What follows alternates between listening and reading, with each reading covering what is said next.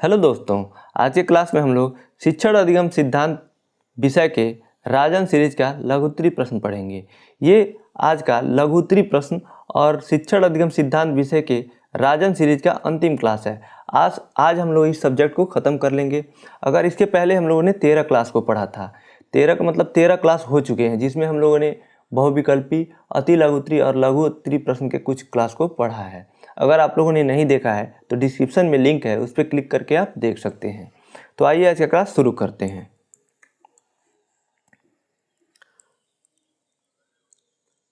प्रश्न संख्या 76 है, प्रशिक्षण मॉड्यूल क्या है, उदाहरण सहित बताइए। उत्तर, शिक्षा के गुणात्मक उन्नयन हेतु सेवारत शिक्षकों को समय समय पर प्रशिक्षित किया जाता है। प्रशिक्षण मॉड्यूल प्रशिक्षण के पूर्व विकसित किए जाते हैं, जो प्रशिक्षण से संबंधित संपूर्ण जानकारी रखते हैं। प्रशिक्षण मॉड्यूल की सहायता से किसी भी प्रशिक्षण को आसानी से पूर्ण किया जाता है। कुछ महत्वपूर्ण प्रशिक्षण मॉड्यूल इस प्रकार हैं।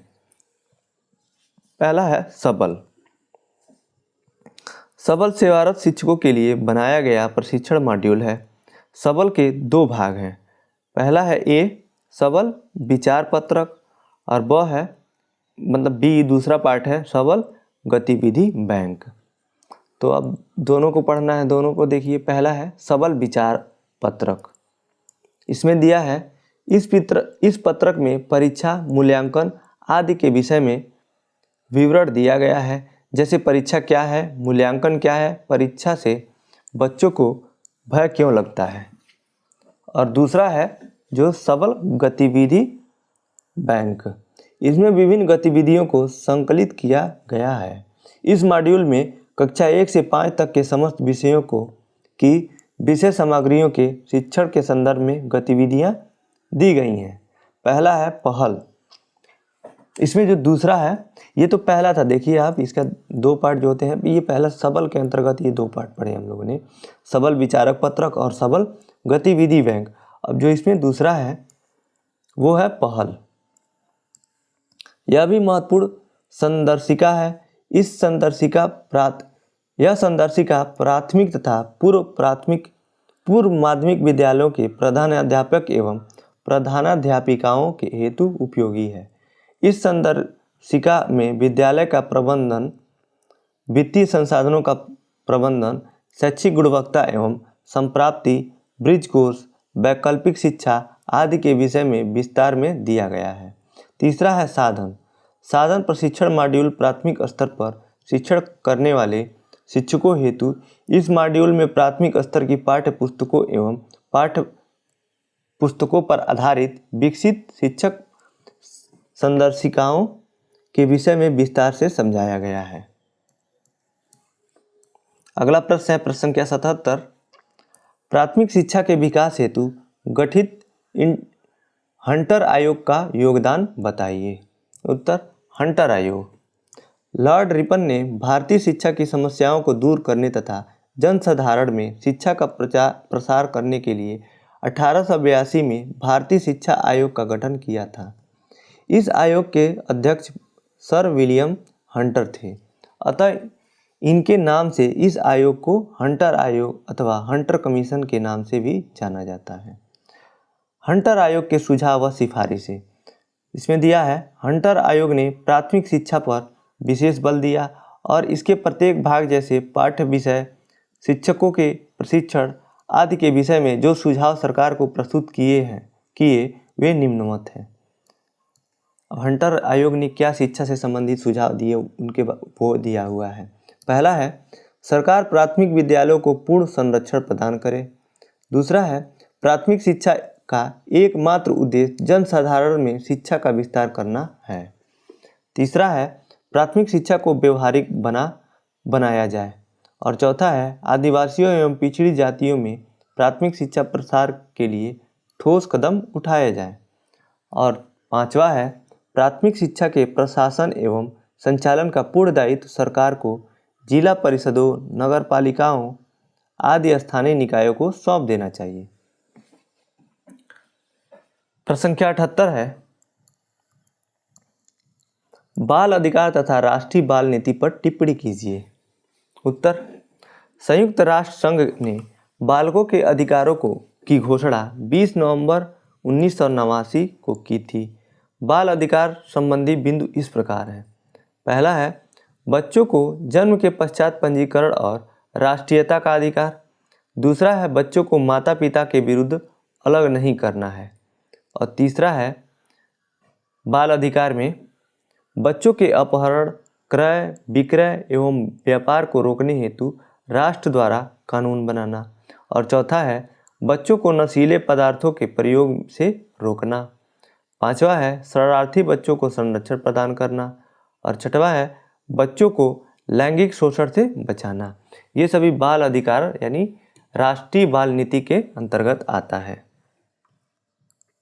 अगला जो हेडिंग दिया है राष्ट्रीय बाल नीति, इसके बारे में क्या दिया है देखते हैं। भारत सरकार ने 22 अगस्त 1947 को बच्चों के कल्याण हेतु राष्ट्रीय बाल नीति की घोषणा की, जिसके अंतर्गत बालकों का पूर्ण शारीरिक, मानसिक एवं सामाजिक विकास के लिए सर्वोत्तम परिस्थितियों का निर्माण करने हेतु निम्न उपाय किए गए।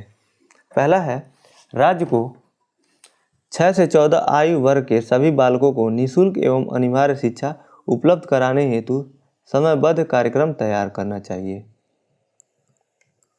दूसरा है बालकों को उनके माता पिता से अलग न रखा जाए जब तक वह जीवन यापन करने में सक्षम न हो। तीसरा है प्रतिभा संपन्न बच्चों का पता लगाने, प्रोत्साहन देने एवं सहायता देने हेतु राज्य को विशेष कार्यक्रम संचालित करना चाहिए। और चौथा है राज्य को मादक पदार्थों का सेवन एवं मादक पदार्थों यानी नशीले पदार्थों का सेवन एवं उत्पादन तथा व्यापार आदि से बच्चों को बचाना चाहिए। प्रश्न संख्या 79 है संप्रेषण में बाधक तत्व कौन कौन से हैं। ये प्रश्न 2019 में पूछा हुआ था, अथवा इसको एक और तरीके से पूछ सकता है संप्रेषण संबंधी प्रमुख बाधाएं कौन कौन सी हैं, वर्णन कीजिए। उत्तर संप्रेषण संबंधी प्रमुख बाधाएं, पहला है रुचि का अभाव। रुचि का मतलब होता है इंटरेस्ट का अभाव। यदि शिक्षक एवं छात्र दोनों में किसी में भी रुचि का अभाव है तो संप्रेषण प्रक्रिया ठीक से पूरी नहीं होगी। दूसरा है संप्रेषण माध्यम की कमी। संप्रेषण बना रहने के लिए संप्रेषण माध्यम धारा प्रवाह का कार्य करता है। यदि धारा प्रवाह रुक जाएगा तो कार्य अबाध गति से नहीं चलेगा। अतः माध्यम की कमी से संप्रेषण में रुकावट आ सकती है। तीसरा है संप्रेषण सामग्री की कमी। यदि संप्रेषण सामग्री प्राप्तकर्ता की रुचि के अनुकूल नहीं है तो भी संप्रेषण में बाधा उत्पन्न होगी। और चौथा है भाषा की कमी। जिस भाषा में आप बोल रहे हैं तथा जिन संकेतों का प्रयोग कर रहे हैं, यदि प्राप्तकर्ता उन्हें नहीं समझ पा रहा है तो भी संप्रेषण में रुकावट आ जाती है। पांचवा है वातावरण संबंधी कमियां। यदि वातावरण में प्रतिकूलता है जैसे अधिक गर्मी, ठंड, बरसात, आंधी, तूफान आदि, तो भी संप्रेषण में रुकावट आ जाती है। अगला प्रश्न है प्रश्न संख्या 80, ज्ञात से अज्ञात की ओर शिक्षण सूत्र के बारे में बताइए। उत्तर इसके अंतर्गत जो भी पूर्व ज्ञान के रूप में पहले से बच्चे जानते हैं उसको आधार बनाकर उन बातों को बताया जाना जो वे नहीं जानते। इस प्रकार से शिक्षण कार्य करने से बच्चे रुचिपूर्ण सीखते हैं। उदाहरण के द्वारा इसको समझाया है ज्ञात से अज्ञात की तरफ। इसका अर्थ होता है कि बच्चा जो पहले जानता है उसी से संबंधित, उसी पूर्व ज्ञान का प्रयोग करते हुए नए ज्ञान को देना ही ज्ञात से अज्ञात की ओर शिक्षण सूत्र है। इसको उदाहरण से समझाया है। उदाहरण दिया है यदि बालकों को अंग्रेजी पढ़ाना है तो पहले उसे अक्षर का ज्ञान ABCD सिखाएं, फिर उस शब्द ज्ञान के आधार पर A for apple, mango, cat आदि सिखाएं। प्रश्न संख्या 81 है संश्लेषण और विश्लेषण विधि को समझाकर बताइए। उत्तर संश्लेषण विधि के अंतर्गत पहले हम तथ्यों को एकत्र करते हैं जिससे वस्तु की वास्तविक स्थिति ज्ञात की जा सके। विश्लेषण विधि में हम किसी वस्तु अथवा तथ्य के विभिन्न घटकों को विभक्त कर लेते हैं फिर एक एक समस्या का समाधान करते रहते हैं। संश्लेषण विश्लेषण विधि है कि संश्लेषण में हम पहले विश्लेषण में कोई भी समस्या को छोटे छोटे भागों में तोड़ के बच्चे को समझाते हैं, फिर सबको समराइज कर लेते हैं, मतलब सबको समेट के उसको प्रस्तुत कर देते हैं, तो इसको संश्लेषण कहते हैं। अगला प्रश्न है प्रश्न संख्या 82, खेल विधि पर आधारित शिक्षण पद्धतियों का उल्लेख कीजिए, अथवा खेल विधि पर आधारित किन्हीं दो शिक्षण पद्धतियों का वर्णन कीजिए। ये प्रश्न 2018 में पूछा हुआ है। उत्तर है खेल विधि पर आधारित तो दो शिक्षण पद्धतियाँ इस प्रकार हैं। पहला है डाल्टन योजना और दूसरा है मॉन्टेसरी पद्धति। तो डाल्टन योजना में देखिए क्या दिया है। इस विधि के जन्मदाता हेलेन पार्कहर्स्ट इस पद्धति में बालकों को उनकी कार्य क्षमताओं के अनुसार बांट दिया जाता है। बालकों पर समय सारणी तथा परीक्षा का कोई बंधन नहीं होता है, यानी ये पूर्ण रूप से जो ये डाल्टन योजना है बच्चों पे आधारित है, यानी खेल आधारित है। दूसरा है मॉन्टेसरी पद्धति। इस पद्धति की जन्मदाता मारिया मॉन्टेसरी हैं। मॉन्टेसरी ने बालकों को अनेक वस्तुएं खेलने को देने की बात कही है, जिससे बालक खेल खेल में अनेक बातें सीख लेते हैं। मॉन्टेसरी का जो शिक्षण विधि थी ये भी खेल पे आधारित थी, यानी छोटे बच्चों के लिए खेल पे आधारित उनकी पूरी पद्धति ही थी। अगला प्रश्न है प्रश्न संख्या 83, शिक्षण की नवीन विधाओं के अंतर्गत वार्तालाप प्रणाली से आप क्या समझते हैं। उत्तर वार्तालाप प्रणाली से आशय। वार्तालाप प्रणाली से शिक्षण कार्य प्रत्येक आयु वर्ग के बच्चों हेतु उपयोगी है, परंतु छोटी आयु के बच्चों के लिए यह अत्यंत ही महत्वपूर्ण है। वार्तालाप प्रणाली में निम्नलिखित बातों को ध्यान में रखना आवश्यक है। पहला है बच्चों के बीच में सहज एवं सामान्य वातावरण बनाना, जिससे वे अपनी बात को कहने में संकोच न करें। दूसरा है बच्चों को स्वतंत्र अभिव्यक्ति की पूर्ण स्वतंत्रता देनी चाहिए। अगला प्रश्न है प्रश्न संख्या 84, दक्षता आधारित शिक्षण से आप क्या समझते हैं। उत्तर दक्षता आधारित शिक्षण उस शिक्षण को कहते हैं जिसमें शिक्षक जब शिक्षण कार्य करता है तो वह विभिन्न परिस्थिति गतिविधियों के माध्यम से TLM का प्रयोग करके बालकों में दक्षताओं का विकास करता है। दक्षता आधारित शिक्षण का अभिप्राय छात्रों की दक्षता पर न्यूनतम अधिगम की संप्राप्ति करना है, जिससे छात्रों की दक्षता को सुनिश्चित किया जा सके। गणित में बालकों की दक्षता सुनिश्चित करने हेतु बालकों को निम्न बातें बताना चाहिए। पहला है संख्याओं की धारणा, दूसरा संख्याओं की पहचान, तीसरा संख्याओं को लिखना और चौथा संख्याओं को लिखने का सही क्रम। इसी में आगे दिया है भाषा की दक्षता इस प्रकार है। भाषा की जो दक्षता है 4 प्रकार की होती है। पहला होता है सुनना, दूसरा बोलना, तीसरा पढ़ना और चौथा लिखना। अगला प्रश्न दिया है प्रश्न संख्या 85, शिक्षण विधि में प्रयुक्त कहानी या कथा प्रणाली से आप क्या समझते हैं। उत्तर कहानी या कथा प्रणाली से आशय। कहानी प्रणाली प्राचीन काल में ही चली आ रही है। कहानी से बच्चों को विषय सामग्री सरल एवं रुचिकर लगती है। कहानी प्रणाली से बच्चों में कल्पना शक्ति का विकास होता है। कल्पना प्रणाली का महत्व निम्नवत है। पहला है बच्चों को लिखने एवं पढ़ने की प्रेरणा मिलती है। दूसरा बच्चों में ध्यान केंद्रित करने की आदत विकसित होती है। ये कहानी या कथा प्रणाली का महत्व था। 2 ठो बच्चे इसमें पढ़ने लिखने की प्रेरणा मिलती है, कहानी सुनते हैं तो, और उनमें ध्यान लगा के सुनते हैं। जब कोई कहानी कही जाती है तो उनमें ध्यान करने की आदत विकसित होती है। अगला प्रश्न दिया है प्रश्न संख्या 86, संप्रेषण को प्रभावित करने वाले प्रमुख कारकों का उल्लेख कीजिए, अथवा कक्षा संप्रेषण की प्रभावशीलता किन किन तरीकों पर निर्भर करती है। ये प्रश्न 2018 में पूछा हुआ था कि कक्षा संप्रेषण की प्रभावशीलता किन किन कारकों पर निर्भर करती है। उत्तर संप्रेषण को प्रभावित करने वाले कारक, पहला है संप्रेषण स्रोत, दूसरा संप्रेषण सामग्री, तीसरा है संप्रेषण माध्यम और चौथा है प्राप्तकर्ताओं की गुणवत्ता, पांचवा है वातावरण जन्य परिस्थितियाँ। ये सभी संप्रेषण को प्रभावित करने वाले कारक हैं। तो ये लघुत्तरी में पूछा है तो आप इन सब के बारे में भी लिखेंगे। ऐसा नहीं कि 5 हेडिंग लिख के छोड़ देंगे, तो इससे आपको नंबर नहीं मिलेगा। इसमें थोड़ा थोड़ा आप लिख देंगे, 3-3 लाइन 2-2 लाइन लिख देंगे, तब भी ये 60 वर्ड से ऊपर हो जाएगा, जो कि हमारे लघुत्तरी इसमें डीएलएड में 60 शब्द से ऊपर पूछता है लघुत्तरी प्रश्न में। प्रश्न संख्या 87 है, बहुकक्षा शिक्षण क्या है?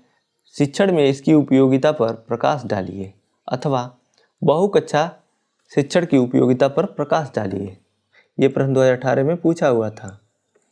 अथवा एक और तरीके से इसको पूछ सकता है, बहुकक्षा शिक्षण की क्या उपयोगिता है, स्पष्ट कीजिए। इसका उत्तर हो जाएगा, आज बढ़ती हुई जनसंख्या तथा घटते संसाधनों के परिणाम स्वरूप बहुकक्षा पद्धति का जन्म हुआ है। बहुकक्षा शिक्षण पद्धति एक ऐसी व्यवस्था है जिसमें एक शिक्षक एक कक्षा को न पढ़ाकर कई कक्षाओं को एक साथ देखता है।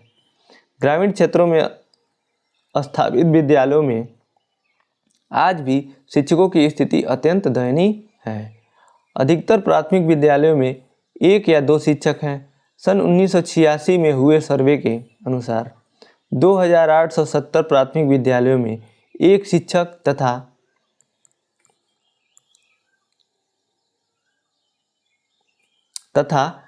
32% प्राथमिक विद्यालयों में 2 शिक्षक नियुक्त थे।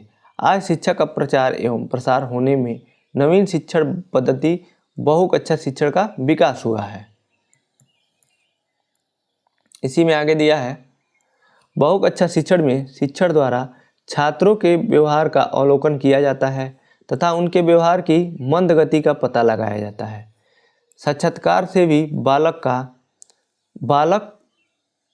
की विभिन्न कठिनाइयों का पता लगा सकता है। इसके लिए शिक्षक को बालक से आत्मीयता प्राप्त करनी होगी ताकि वह उससे खुलकर बात कर सके। आगे दिया है, बहुकक्षा शिक्षण की विशेषताएं। पहला है, अध्यापक पर कार्य का भार बढ़ जाना।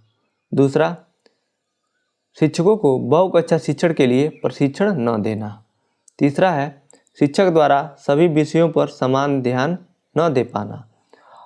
चौथा है, कक्षा कक्ष में अनुशासनहीनता बनी रहती है। और पांचवा, कक्षा कक्ष में शिक्षा उपकरणों का अभाव होता है। छठवां है, छात्रों को समझाने में सफल न हो पाना। और सातवां है, शिक्षक को मॉनिटर पर निर्भर रहना पड़ता है। और आठवां, शिक्षक कक्षा में उपस्थित समस्त छात्रों पर ध्यान नहीं दे पाता है। ये सभी जो होते हैं उनकी हानियाँ होती हैं बहुकक्षा शिक्षण के।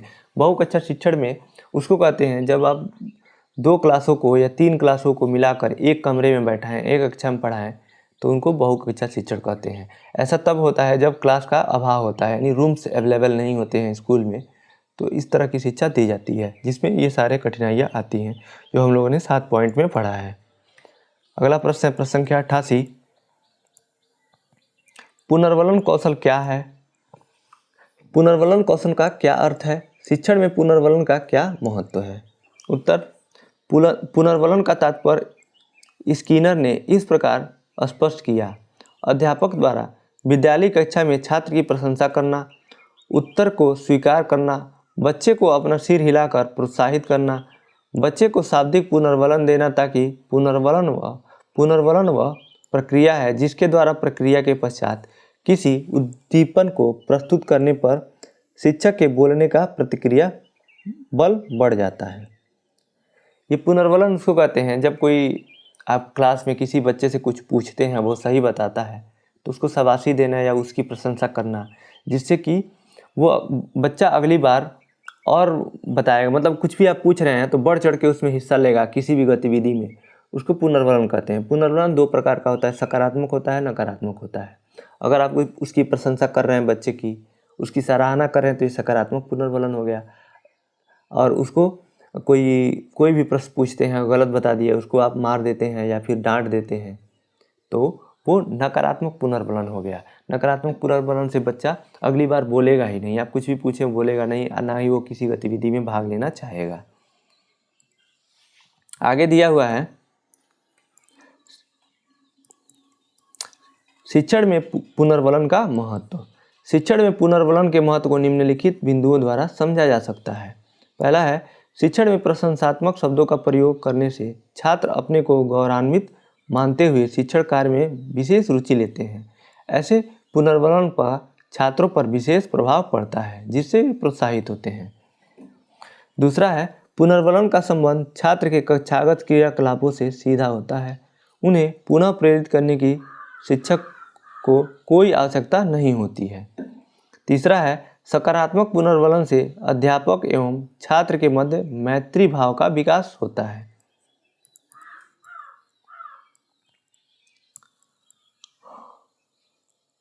अगला जो पॉइंट है, शिक्षक का छात्रों को अपराधी आशा भरी दृष्टि से देखना। प्रसन्न भाव अभिव्यक्ति जैसे सकारात्मक संकेतों के प्रयोग से छात्र उत्साहित होते हैं, जिसका शिक्षण में विशेष महत्व है। पांचवा पॉइंट है, पुनर्वलन से छात्रों में शिक्षण के प्रति विशेष उत्साह जागृत होता है और उन्हें सीखने की प्रेरणा मिलती है। अगला प्रश्न है प्रश्न संख्या 89, अनिवार्य एवं निःशुल्क शिक्षा से क्या आशय है?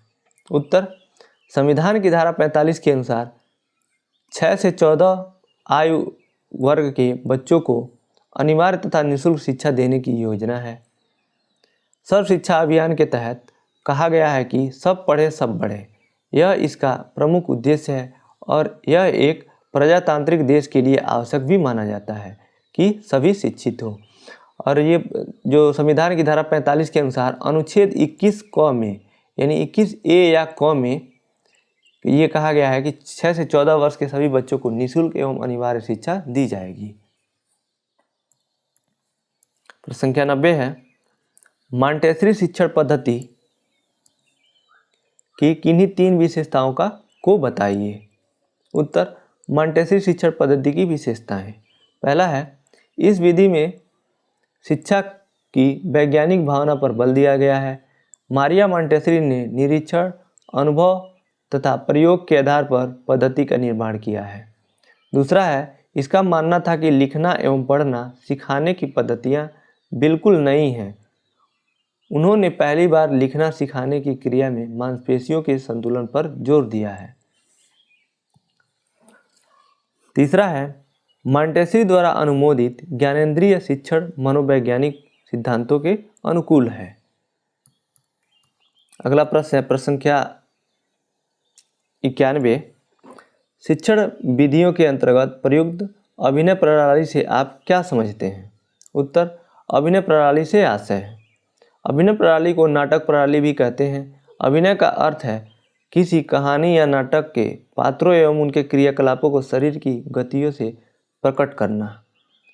अभिनय प्रणाली के प्रमुख उद्देश्य निम्नवत हैं। पहला है, बच्चों को अपनी भावनाओं की अभिव्यक्ति का अवसर प्रदान करना। दूसरा है, बच्चों में धारा प्रवाह बोल सकने की क्षमता का विकास करना। प्रश्न संख्या 92 है, शिक्षण विधि के अंतर्गत प्रयुक्त प्रदर्शन विधि से आप क्या समझते हैं? उत्तर, प्रदर्शन विधि से आशय, प्रदर्शन विधि मुख्य रूप से विज्ञान विषय के शिक्षण हेतु उपयोग होती है। विज्ञान विषय मुख्य रूप से प्रयोगों पर आधारित होता है, जिनका संपादन प्रयोगशालाओं में संभव है। अतः विज्ञान विषय हेतु प्रयोगशाला का निर्माण किया जाना आवश्यक है।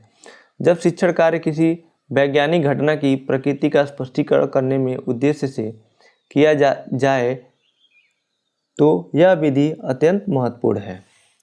अगला प्रश्न है प्रश्न संख्या 93, एक अच्छे प्रश्नकर्ता के रूप में किसी शिक्षक द्वारा अपनाई जाने वाली किन्हीं सावधानियों का वर्णन कीजिए। उत्तर है, प्रश्न पूछने के समय रखी जाने वाली सावधानियाँ। Keeping precautions at the time of asking questions. शिक्षक का अपने काम में सफल होना तथा शिक्षण उद्देश्य को प्राप्त करने का सबसे बड़ा आधार प्रश्न करना है। प्रश्न पूछते समय निम्न सावधानियां रखी जानी चाहिए। पहला है, प्रश्न स्पष्ट रूप से पूछे जाएं। और दूसरा है, प्रश्न पूछने के पश्चात बच्चों को सोचने का पर्याप्त अवसर प्रदान किया जाए। तीसरा है, प्रश्न संपूर्ण कक्षा को ध्यान में रखते हुए पूछे जाएं। और चौथा है, प्रश्न प्रेषित करने वाले हों। 5वां दिया है इसमें, प्रश्नों का विवरण संपूर्ण कक्षा में होना चाहिए। 6वां, प्रश्न कक्षा के स्तरानुकूल होने चाहिए। 7वां, प्रश्न बालकों के विचारात्मक दृष्टिकोण को जागृत करने वाले होने चाहिए। 8वां है, प्रश्नों की शब्दावली उचित हो। 9वां, प्रश्नों में अनुचित शब्दों का प्रयोग नहीं किया जाना चाहिए। और 10वां है, प्रश्न आत्मविश्वास के साथ पूछे जाने चाहिए। 11वां है, प्रश्नों को दोहराना दोषपूर्ण है। 12वां, प्रश्नों को सहज एवं स्वाभाविक रूप से पूछा जाना चाहिए। 13वां, बालकों द्वारा दिए गए उत्तर को शिक्षक द्वारा दोहराया न जाए। और जो 14वां है, बालकों के सही अथवा गलत उत्तर का निर्णय शिक्षक को स्पष्ट रूप से देना चाहिए। और जो 15वां है, प्रश्नों की झड़ी लगाना अनुचित है। मतलब झड़ी लगाने का मतलब लगातार आप प्रश्न ना पूछे बच्चों से। इस प्रकार यह कहा जा सकता है कि प्रश्न पूछना शिक्षण की एक महत्वपूर्ण प्रविधि है, जिसका सतर्कता के साथ प्रयोग कर शिक्षक शिक्षण में सफलता प्राप्त कर सकता है। तो इसी के साथ शिक्षण अधिगम के सिद्धांत जो सब्जेक्ट था उसका हम लोगों ने राजन सीरीज कंप्लीट कर लिया इस क्लास के साथ। ये क्लास आपको कैसा लगा आप कमेंट बॉक्स में बताइएगा। अगर आपको अच्छा लगा तो इस वीडियो को लाइक कीजिए, अपने दोस्तों के साथ शेयर कीजिए जो भी डीएलएड कर रहे हैं। और चैनल पे नए हैं, पहला वीडियो देख रहे हैं तो इस चैनल को सब्सक्राइब कीजिए। अगर आपको डीएलएड फर्स्ट सेमेस्टर से संबंधित अन्य भी किसी भी विषय के राजन सीरीज को पढ़ने हैं, देखना है, तो आप डिस्क्रिप्शन में सबका लिंक दिया हुआ है क्रमशः प्लेलिस्ट का, उस पर क्लिक करके आप देख सकते हैं। तो आज का क्लास आपको देखने के लिए बहुत बहुत धन्यवाद दोस्तों।